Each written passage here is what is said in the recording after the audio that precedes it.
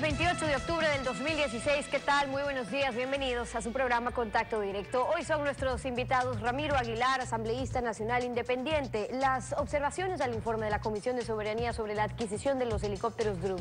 El gobierno anunció que venderá los helicópteros que aún quedan, lo vamos a revisar.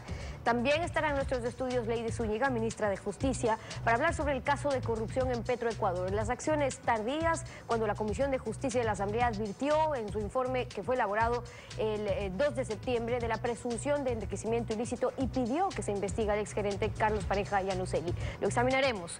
Iván R. Bravo, vocal alterno en el Consejo Directivo del ISFA y representante del Frente de Pensionistas. La ley que reformó el ISFA se eliminó el régimen especial y además la eliminación del 60% del aporte estatal, los seguros de vida para oficialidad y tropa. Lo revisaremos.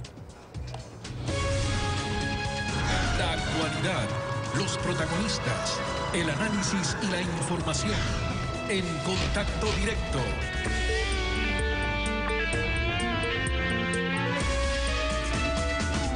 ¿Qué tal, Lenin? Buen día, ¿cómo te va? Muy bien, Estefi, un buen día para ti y para todos nuestros televidentes.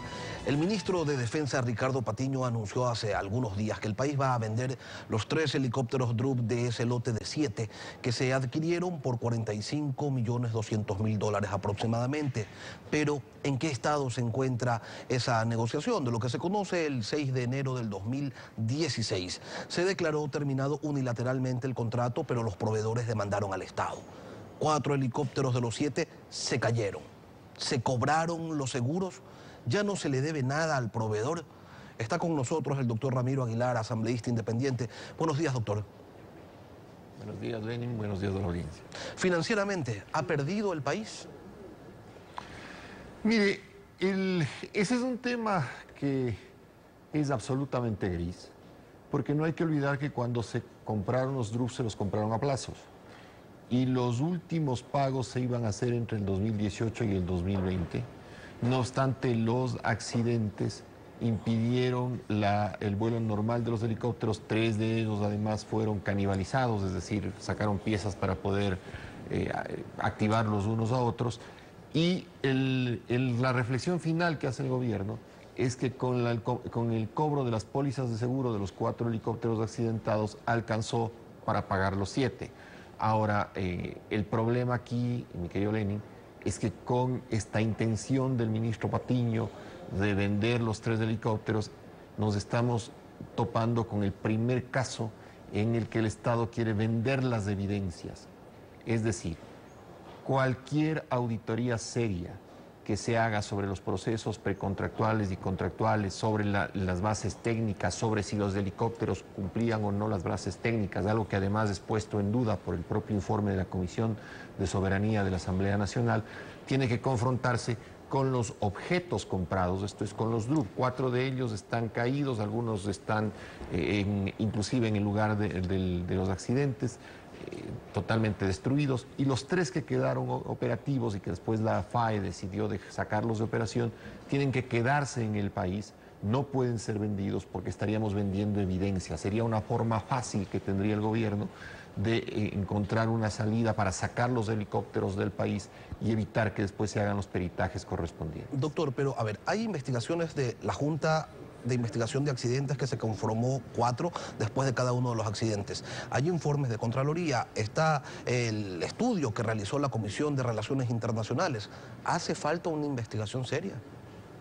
Pero por supuesto, porque la Contraloría establece indicios de responsabilidad civil, administrativa, que yo sepa no penal. La Comisión de Soberanía hace una investigación de orden político, no penal, pero establece en sus conclusiones que hubieron una serie de irregularidades técnicas, administrativas y financieras en los procedimientos precontractuales, es decir, en la elaboración de las bases. Y obviamente hay 4 helicópteros caídos. En cuanto a los 4 informes de los accidentes de los DRUV, 2 de ellos públicos, 2 de ellos reservados, lo que terminan diciendo al final del día es que hubo una confluencia de fallas mecánicas y de fallas humanas para que se produzcan los accidentes. Pero aquí no vamos a hacer una pericia de los accidentes, Lenin. Aquí lo que tenemos que evitar es que los helicópteros salgan del país porque es la prueba para determinar además cómo fueron ensamblados y si ese ensamble de multipiezas, de piezas de distinta procedencia, era finalmente lo que los ecuatorianos habíamos comprado y debía ofertarse a través de las bases. Entonces, si usted me pregunta, ¿hay necesidad de un peritaje? Hay necesidad de tener los helicópteros aquí, que no, repito, que no se vendan las evidencias. Puede ser que con un fiscal imparcial, que con órganos de control imparciales, tengamos la posibilidad de hacer exámenes mucho más objetivos, y para eso necesitamos tener los helicópteros en el Ecuador. Fuera que no es tan fácil vender helicópteros de combate, ¿no es cierto?, helicópteros militares.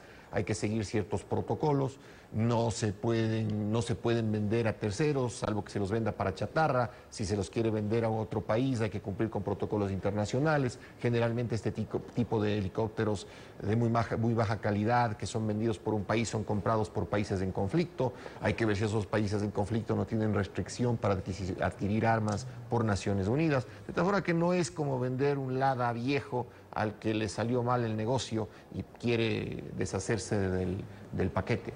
Ahora, sí, para vender material bélico se supone que se deben seguir, o mejor dicho, se deben cumplir con protocolos de carácter internacional, pero al ser aeronaves multipropósito, estos helicópteros, doctor Aguilar, de transporte, de personal militar, pero también de rescate, ¿se mantienen en esa categoría de material bélico o quizás por allí encuentren una salida? A ver, la FAE cuando los compró con un objetivo militar. Y una de las cosas que se discutía en el proceso de adquisición de los DRUF era si tenían cierto sistema compatible con la aeronavegabilidad en Europa y en los Estados Unidos. Y la respuesta que dio la FAE en sus comparecencias fue un helicóptero militar, y lo que queríamos era para entrar a una zona conflictiva, evacuar personal, dejar personal o abastecer. Entonces, ese es otro problema adicional, Lenin, ver si es que estos helicópteros pueden ser reutilizados con fines civiles, tomando en cuenta que además tienen serias fallas técnicas que les imposibilita el uso militar. Tanto es así que la FAA ha dejado 3 helicópteros en tierra y los sacó de operaciones. Y otra cosa adicional a esto, que a mí me parece mucho más significativa todavía, es el hecho de que el Ecuador no puede hacer el ridículo, vender las evidencias y después que un nuevo gobierno quiera evaluar técnicamente los helicópteros de una manera alegre e irresponsable, le diga, ups, perdón, ya les vendimos. Ahora, entonces doctor hay que ir a Aguilar, pedir a otro país. esos 7 helicópteros llegaron al país porque se había requerido, se había evidenciado una necesidad en Fuerzas Armadas. No han sido repuestos, la necesidad continúa allí. Que yo sepa no, no solamente a nivel de la FAE, no solamente a nivel del Ejército y de la Marina, estamos con problemas en términos de la reposición logística. Las cosas que se compraron durante estos 10 años, camiones chinos, radares, helicópteros, 2 aviones que recibieron de Chávez y que ahora están de gallinero en la base aérea, en una de las bases aéreas de la FAE, en Taura. demuestran que este gobierno lamentablemente hizo un daño terrible a la estructura logística de Fuerzas Armadas, que después, Lenin y audiencia, nos va a resultar extremadamente caro reponer. Es decir, al haber tenido pilotos en tierra en la FAE, por ejemplo, que no vuelan, no es que el piloto vuela cuando usted ya le compra el avión, no, hay que reentrenarle porque pierde horas de vuelo y pierde capacidad operativa. En la Marina igual, hay submarinos repotenciados, hay alguna que otra fragata, pero no sé si el resto de la flota esté operativa. Y en tema de Fuerzas Armadas igual, se compraron camiones chinos que se quemaban, etc. Entonces, yo creo que hay que partir también de un proceso serio de auditoría de todo el material bélico comprado por el Ecuador durante estos 10 años y ver si efectivamente cumplía con los requisitos técnicos, si sirvió, si fue útil y si fue comprado al precio correspondiente. Precisamente sobre ese tema, doctor Aguilar, la Comisión de Relaciones Internacionales se demoró casi 2 años para elaborar un informe sobre los helicópteros DRUF y allí no hay nada distinto o cosas o muy pocas cosas distintas a lo que la Contraloría ya había detectado antes. Irregularidades en el proceso de adquisición, que la empresa ganadora del concurso no entregó lo que había ofrecido. Usted propone crear una nueva comisión para que se encargue precisamente de aquello, de una auditoría de todas las compras militares. ¿No lo puede hacer alguna de las que ya existen en la Asamblea? A ver, no, porque lo que se plantea hacer, lo que yo planteo hacer y le planteé a la comisión, y lamentablemente la comisión no acogió, es que se cree una comisión para auditar toda la compra de armamento militar estos 10 años. El tema aquí es fundamental, mi querido Lenin. La cantidad de dinero que el Ecuador ha gastado indebidamente estos años tiene que ser objeto de auditoría. Auditoría de la Contraloría, que es el órgano competente, pero no tenemos Contraloría. El Contralor, lamentablemente, él dice que emite informes, con indicios de responsabilidad penal y que después se quedan represados en la Fiscalía, pero el ejercicio de publicidad de los informes, que es el que debería hacer el Contralor para poder establecer al menos una sanción moral a quienes han infringido las normas en el manejo de los recursos públicos, se limita a la publicación del informe en la página web de la Contraloría, donde usted tiene que navegar y perderse en medio de un montón de páginas. Entonces, creo yo que cuando cambie la dinámica de la Contraloría o cuando tengamos un Contralor objetivo, la labor del Contralor será auditar, pero es importante también que la sociedad entera,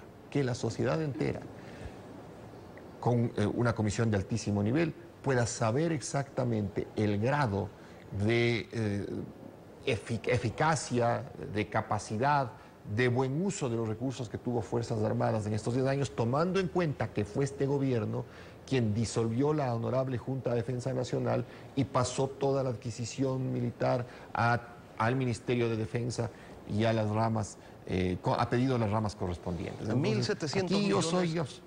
1.700 millones de dólares, dice la comisión, que se han gastado, se han invertido en Fuerzas Armadas entre el 2007 y el 2014.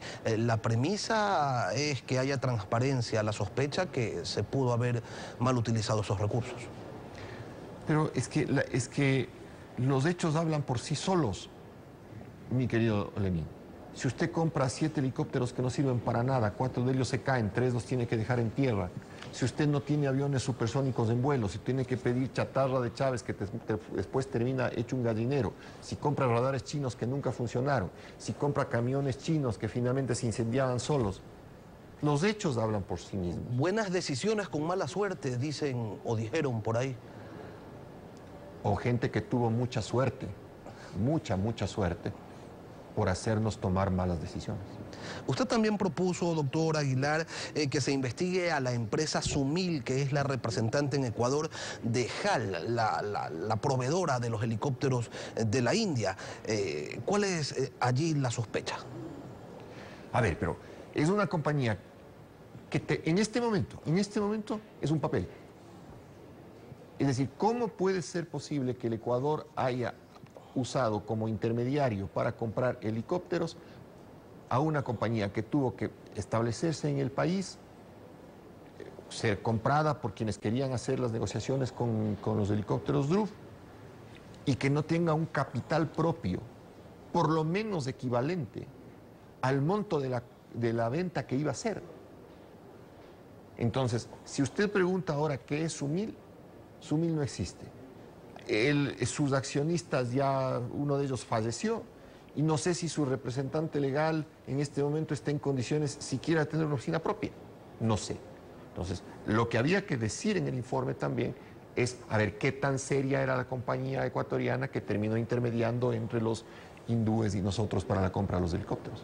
Bueno, Sumil tiene enjuiciado al Estado ecuatoriano por 11 millones de dólares, por haber terminado anticipadamente el contrato, ¿no? Sí, a ver, ese es un juicio civil, ellos tienen derecho a enjuiciar y el Estado ecuatoriano tenía la obligación, ante las evidencias, de declarar terminadas unilateralmente las garantías de buen uso del anticipo y de fiel cumplimiento del contrato. Eso deberán resolverlo los jueces, pero para demandar usted necesita un nombramiento inscrito y que la compañía esté viva.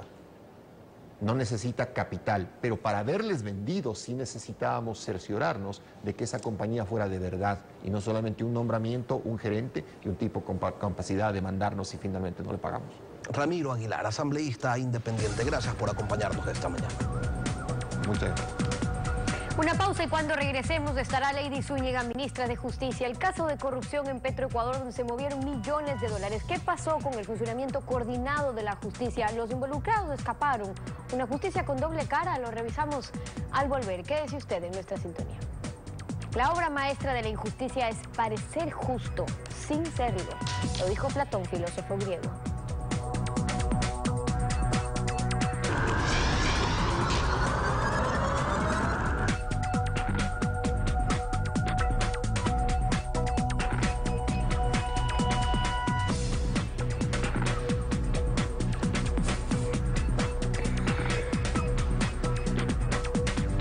Lady Zúñiga, ministra de Justicia, bienvenida a Contacto Directo. Buenos días, un gusto estar con ustedes, un abrazo a la ciudadanía que nos escucha. Buenos días. En el caso de la red de corrupción en Petroecuador, ¿son los mismos asambleístas de Alianza País como Cristian Viteri, que investigó el caso, o el presidente de la Comisión de Justicia, que rechazan cuánto se tardaron en tomar acciones para evitar que se vayan del país los implicados? Escuchemos esa y otras reacciones primero. Hubo retardo, que no hubo una agilidad, obviamente, diciéndole, vea, señor, señorita, ¿sabe qué? De aquí a 20 días vamos a llevar a cabo una audiencia y allí le vamos a vincular. Esté preparada, esto es risible. Y en los casos de los pobres, las penas son muy fuertes. El Estado está de frente, listo para poner penas graves cuando se trata de delitos de pobreza, de delitos pequeños, de hurtos, de pequeños robos. Pero está de espaldas cuando se trata de personas con gran poder. Y ayer el Contralor nuevamente dice, tengo 200 informes de auditorías con indicios de responsabilidad penal por inconsistencias en las declaraciones juramentadas. ¿Qué esperamos? Sin duda son gente que está cerca al poder, que no se hace nada. La semana anterior, la Corte de Loja ratifica la pena de 4 años contra los indígenas zaraguros. Y por otro lado, luego de 4 meses de estar presa una madre de familia negra de 26 años con su esposo en la cárcel por un supuesto aborto, recién le dan medidas preventivas. Ministra, este es un ejemplo de que la justicia opera a 2 velocidades dependiendo de quién se trate. Mire, Stephanie, ciudadanía, yo quiero ser enfática y quiero ser clara. Yo no me puedo referir, una vez más, yo he estado en este medio ya hablando de las afirmaciones que hace Ernesto Pazmiño. Yo quiero demostrar cómo él está utilizando la Defensoría Pública, la justicia para hacer politiquería. Mire, hace pocos meses, estas fueron sus declaraciones. Dice, tuvo que pasar 13 años para que exista una sentencia contra Filambanco, contra los banqueros corruptos. Tenemos hoy una administración de justicia más rápida, tenemos una administración de justicia más eficiente. Ahora las personas no salen libres sin recibir una sentencia. Para que sepan que ahora hay jueces que no dejan en la impunidad los casos, que ahora hay jueces que sancionan a quienes cometen delito. Para que esto sirva como escarmiento y los que arrancan un celular, los que roban las carteras, los que cometen el delito de narcotráfico no vuelvan a cometer esos delitos. Estas declaraciones hechas en una época en la que no era una época electoral demuestran que obviamente el defensor público está usando la Defensoría para hacer politiquería. Yo a esas declaraciones realmente no me quiero referir porque, como le digo, no tienen un asidero jurídico, no tienen un asidero legal, sino simplemente aspiraciones políticas. Y si es que es así... Pero va de la mano de lo que dicen otros asambleístas, incluso por eso citábamos lo que decía el presidente de la Comisión de Justicia, y específicamente, y refirámonos a eso, sobre cuánto se han demorado en este caso, cuando ya los que están implicados están fuera del país mientras usted y yo hablamos. Stephanie, ciudadanía, aquí fue el gobierno quien hizo la denuncia en contra de la corrupción. Nosotros, a partir del día viernes 21, que ya existía una orden judicial, usted recuerde, Stephanie, son los órganos jurisdiccionales, la Fiscalía y el Sistema de Justicia, quienes dirigen la investigación. Nosotros como función ejecutiva no podemos interferir en ese sentido. Ya con la orden judicial, ahora nosotros hemos generado de inmediato la incautación. Pasaron apenas 2 horas para que se desarrolle un operativo, un mega operativo en 3 provincias a la vez. Se desarrollaron incautaciones en Esmeraldas, en Pichincha, en Guayas. Ya se ha logrado subir la información a Interpol para que las policías de las Américas puedan hacer que estas personas retornen. Este juicio, este tipo de delito es un delito imprescriptible. Toda la vida tiene para regresar Carlos Pareja y todos los involucrados, claro, pero usted para venir a cumplir la sentencia contra esto ocurre después de la audiencia del 21 de octubre, pero Carlos Pareja se fue el 28 de agosto y en efecto, usted bien dice, la función ejecutiva es distinta, pero si hay algo, usted es parte de la mesa de justicia que está integrada por la Fiscalía, el Consejo de la Judicatura, la Defensoría Pública, la Defensoría del Pueblo, está el Ministerio del Interior y esa mesa funciona justamente para hacer justicia en esfuerzos coordinados, articulados, impedir que casos como estos queden en la impunidad o en su defecto, que un tema tan importante como era este caso de corrupción tenga que pasar por estas demoras que hemos visto en el sistema. Hay un comunicado de prensa que sacó ayer la bancada oficialista de Alianza País en la que efectivamente anuncia que va a llamar al fiscal general a que rinda cuentas de qué pasó en este proceso. A nosotros, como gobierno nacional, como les digo, lo que nos interesa en este caso es evitar la impunidad. Vamos a agotar todos los mecanismos para que estas personas regresen a dar la cara ante la justicia ecuatoriana. Como les digo, este es un delito imprescriptible, esto es un delito que se puede juzgar en ausencia, así que tenemos con el apoyo de todos los otros países, que por cierto, ayer revocaron ya la visa a los 17 vinculados y a sus familiares en distintos países, justamente mostrando la colaboración que vamos a tener de los países que están colaborando de distintas maneras. Efectivamente vamos a lograr, como le digo, en este caso, no caer Ministra, en impunidad, como ha sido en otros casos. Pero también. ¿de qué sirve, ministra, que Ecuador, digamos, hablando en términos reales, de que Ecuador emita a Interpol una alerta roja, esta orden de extradición? Sí, suena duro, pero ¿quién no conoce las políticas de Estados Unidos en cuanto a la extradición? Usted lo sabe, el presidente Correa lo sabe, lo dijo textualmente, los gringos no extraditan a nadie, y es honesto al decir eso porque es una realidad, y así podríamos enumerar todos los casos en que como gran cosa se dice que han pedido una orden de extradición a Estados Unidos y pues ya han pasado 16 años en uno de los casos. Lo mismo con la visa, le van a negar o le han negado la visa al señor Carlos Pareja y a Araceli, pero con Carlos y a Pareja, todos sus familiares. Pero en ese caso, con pasaporte italiano puede entrar a Estados Unidos sin visa, o Son no varios, saben si tiene pasaporte italiano. Stephanie, son varios países los que están colaborando a y varios donde, países puede se entrar. les ha revocado. Donde se les ha revocado la visa, Stephanie, justamente después de esta investigación de dónde podrían estar y dónde podrían encontrarse. En este sentido, como le digo, solamente con la resolución judicial nosotros podríamos actuar. Y por eso ya se han hecho las incautaciones y por eso ya se han hecho las retenciones de los dineros en las cuentas y por eso ya está subida en Interpol. Y obviamente si es que hay algo que preguntar, que pedir que se rinda cuentas a los órganos que investigan los casos, existen las competencias establecidas en el órgano legislativo, en la Asamblea Nacional. Como le digo y repito, ayer yo leí un comunicado de prensa a través de la Asamblea Nacional que anunciaban llamar a la Comisión de Fiscalización a varios representantes de los organismos de control. Y eso es importante. Le decía, eso es importante porque en efecto el tema es cuándo se están tomando estas acciones, pues ya resultan tardías o hechos consumados, pero sí, la vinculación de Carlos Pareja la hicieron con evidencias obtenidas por la Asistencia Penal Internacional de Panamá. Ese es el argumento de Fiscalía, pero podían haber solicitado una orden de detención, medidas cautelares con fines investigativos, como lo han hecho en otros casos. El 2 de septiembre ya la Comisión de Justicia había entregado un informe a la Fiscalía alertando sobre este presunto enriquecimiento ilícito y en la parte final piden específicamente que se investigue a Carlos Pareja. Pasaron 26 días sin que se dicte una medida cautelar, el 28 ya se fue del país y ahora sí quieren tomar todas las acciones, pero ya en su ausencia.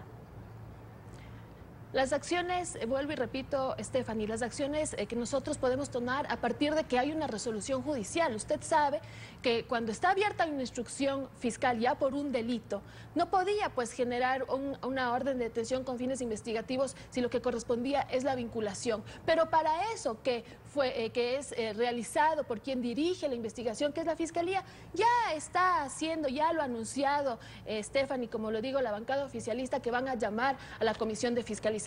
Aquí nuestro compromiso con la ciudadanía como gobierno nacional es efectivamente garantizar que en este caso, como en ninguno de los otros de corrupción también, no existe impunidad. Ese es nuestro compromiso estamos agotando todos los mecanismos para que esta gente regrese, para que puedan enfrentar a la justicia. El delito es imprescriptible, porque también he escuchado que han dicho que este delito prescribe en poco tiempo. Es imprescriptible, no importa el tiempo que pase, tarde o temprano, Carlos Pareja y los vinculados en este caso de cohecho tienen que venir a enfrentar a la justicia ecuatoriana. ¿Y cómo además van a venir? se puede Dependen sentenciar de que se aplique una extradición con Estados Unidos, que usted y yo sabemos que eso no se da, ministra. Mire, yo le digo, ayer hemos agradecido públicamente a los países que están colaborando, porque efectivamente parte de esa colaboración es que los mismos países que están trabajando con nosotros, tanto en las asistencias penales internacionales, tanto como en los procesos de tradición y difusión roja, ya están dando muestras, y uno de ellos es que ayer se nos anunció que están revocando las visas, no solamente a los vinculados, sino a todos los familiares de las personas que están aquí procesados. Esperamos que en los próximos días podamos dar alguna buena noticia al respecto de este proceso. Sin embargo, vuelvo y repito, es importante que la ciudadanía sepa que este delito es imprescriptible y que se puede sentenciar en ausencia de los procesados. Claro, mientras no están aquí. Ahora, las diferencias son, ministra, es también los delitos por los que están siendo juzgados. El Colegio de Abogados de Pichincha presentó también una denuncia en contra de Alex Bravo, de Carlos Pareja, para que se los investigue por lavado de activos, que es un delito que en cambio está sancionado con 13 años de prisión. Y lo que creen es que se los está procesando por un delito menor, y eso es otro tema. Por ejemplo, por enriquecimiento ilícito la pena puede ser de 3 a 5 años, por cohecho, que es algunos de estos casos, podría ser de 1 a 3 años, por peculado, en cambio, de 10 a 13 años. Esa es otra manera de ayudar a los implicados. Peculado, dice textualmente la ley, los servidores públicos y las personas que actúan en virtud de una potestad estatal en algunas de las instituciones del Estado en beneficio propio de terceros, que abusen, que se apropien, que distraigan o dispongan arbitrariamente de bienes, muebles, inmuebles, dineros públicos o privados, efectos que lo representen, piezas, títulos, documentos que estén en su poder en virtud o razón de su cargo, y serán sancionados con pena privativa de libertad de 10 a 13 años. Eso es otra cosa, ministra.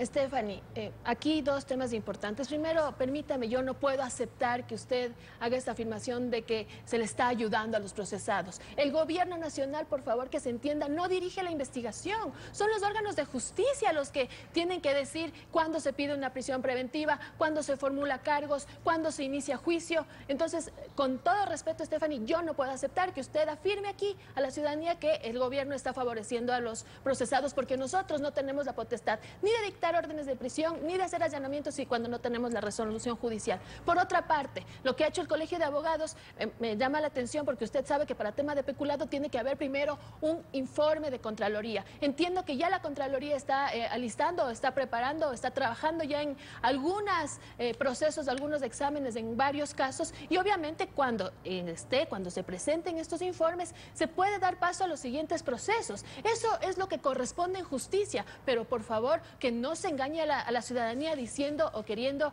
hacer entender que se está defendiendo a los procesados. Aquí el gobierno ha actuado con mano firme, fuimos nosotros los que denunciamos, fuimos nosotros los que estamos agotando todos los mecanismos para asegurar que esta gente regrese, pero sobre todo que se recupere el patrimonio con el que se ha afectado a los ciudadanos ecuatorianos. Y en este caso, ministra, los hechos son los que hablan, y solo después podremos ver finalmente cómo termina un caso de mayor corrupción en nuestro país, como ha sido esta red de corrupción en Petroecuador. Lady Zúñiga, la ministra de Justicia, hoy en Contacto Directo. Gracias por habernos acompañado. Gracias, Estefan. 7:33, una pausa, y al regresar estará Wagner Bravo, vocal alterno en el Consejo Directivo del ISFA. La ley de fortalecimiento a los regímenes especiales de seguridad social de las Fuerzas Armadas y de la Policía. ¿Desaparece el régimen especial? Lo revisamos al volver. Quédese usted en nuestra sintonía. A esta hora nos acompaña el general Wagner Bravo, vocal alterno del Consejo Directivo del Instituto de Seguridad Social de las Fuerzas Armadas y representante del Frente de Pensionistas y Defensa de Fuerzas Armadas. General, en días anteriores la asambleísta de Movimiento País, Margely Vázquez, expresó de la siguiente manera que el régimen especial en la seguridad social militar se mantiene. Lo invito a escucharla. Los antiguos siguen contribuyendo de la misma manera, 23%, 23.10% en el caso de la policía y 26% la contribución del Estado. La estamos bajando y la estamos igualando al régimen de seguridad social general, un régimen que nosotros estamos sujetos y que nosotros estamos pagando esas contribuciones del régimen de seguridad social general, en función de poder igualar a este régimen lo que sea posible igualar, pero seguir manteniendo el régimen especial en las condiciones específicas de este régimen. Por ejemplo, los de la Seguridad Social General nos tenemos que retirar a los 60, nos tenemos que jubilar a los 65 años de edad o con 40 años de servicio. En la policía y en las Fuerzas Armadas se pueden retirar a los 45 años de edad. Esto quiere decir mucho más jóvenes que nosotros, los de la Seguridad Social General. En función de ello, Stephanie, es un régimen especial, pero en el resto de cosas que tiene que equipararse, que no tiene por qué ser especial, lo estamos equiparando a la Seguridad Social General. General Wagner Bravo, buenos días. ¿Cómo van a demostrar ustedes que se ha eliminado el régimen especial? Buenos días, Lenin, y buenos días a la ciudadanía ecuatoriana y fundamentalmente a los miembros de la gloriosa Fuerza Aérea Ecuatoriana que el día de ayer cumplieron un aniversario más del servicio a la patria y para mañana un aniversario más de los paracaidistas que también están sirviendo a la patria y que cumplen también un aniversario. Sí, efectivamente, nosotros tenemos un documento del 4 de julio de este año que fue enviado desde la presidencia a la Asamblea, en la que dice textualmente: la propuesta busca homologar progresivamente al sistema de seguridad social de Fuerzas Armadas y Policía Nacional a la seguridad social obligatoria, buscando una transición y también dando condiciones dignas de retiro al personal militar. Pero entonces deberíamos preguntarle a la señora asambleísta qué entienda por un régimen especial. Si todo lo van a homologar, todo lo van a igualar, entonces ¿dónde está el régimen especial? Si ustedes recuerdan, cuando se hizo el debate, cuando se olvidaron de los considerandos en la segunda votación para estas reformas que no tienen nada de fortalecimiento, ahí se le ocurrió decir que el régimen especial porque los militares se retiran antes de hora. Hay una diferencia entre jubilación y retiro. Nosotros no nos jubilamos por vejez, nos jubilamos por la organización de la institución, porque las Fuerzas Armadas no pueden tener gente de mayor edad, de 65, 70 años de edad, sirviéndole por las condiciones de trabajo. Y luego dijo, tengo un seguro de vida. Eso es todo el régimen especial en que lo han dejado. Aquí nosotros tenemos la comparación, porque ahora dentro de la institución militar, que es estrictamente organizada, la institución militar que tiene una sola estructura jerárquica, vamos a tener dos regímenes. Unos, los que están antiguos, que ya estamos en servicio pasivo, el personal que está en este momento en el servicio activo y el personal que va a entrar a continuación. Pero no puede ser así, no puede suceder. ¿Por qué? ¿Qué nos dice para el nuevo régimen? Para el nuevo régimen nos dije, se asimila el nivel de aportaciones con el seguro general obligatorio de todos los ecuatorianos que maneja el IES. Entonces, iguales. Se asimila las prestaciones de retiro, invalidez y muerte. Retiro, invalidez y muerte con invalidez, vejez. La diferencia es entre vejez y retiro. Se asimila. Entonces, ¿de dónde estamos en el régimen especial? Se elimina el seguro de mortuoria. ¿Dónde está el régimen especial? Se mantiene el tiempo de servicio 20 años y se incrementa a 25 años. Pero aquí hay una trampa. Se dice que aquellos que quieran retirarse a los 20 años tienen que hacerlo forzosamente. Eso rompe la disciplina de la institución militar. Porque si yo me quiero ir, pierdo un curso, me porto mal, para que me den la baja porque me quiero ir a los 20 años de edad. General. Sin embargo, si yo me quiero ir voluntariamente, tengo que esperar a los 25 años. Va a romper la institución. General, se asimilan las prestaciones de cesantía a una cuenta individual como el IES. Entonces, vuelven a no tener un régimen especial. Se asimilan las prestaciones de accidentes profesionales del seguro de riesgos de trabajo del IES. O sea, no se considera el riesgo, el alto riesgo que policías y militares están cumpliendo en la frontera y en el trabajo diario, que es diferente al trabajo honorable, respetable de todos los ciudadanos ecuatorianos, pero ¿qué es diferente?